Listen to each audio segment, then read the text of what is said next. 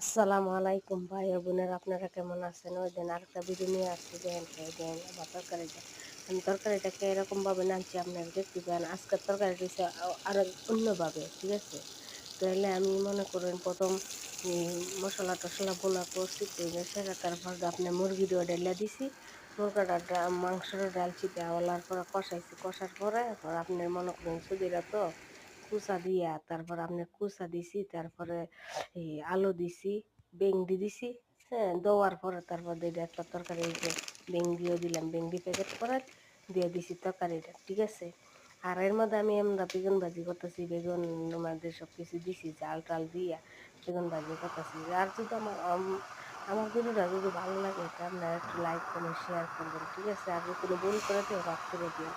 একটু বেশি বেশি করে আমাকে একটু সাপোর্ট করবেন, আমার ভাই বোনেরা, কলিজার ভাই বোনেরা আপনারা যারা আছেন, ঠিক আছে? আসসালামু আলাইকুম, ওকে, বাই।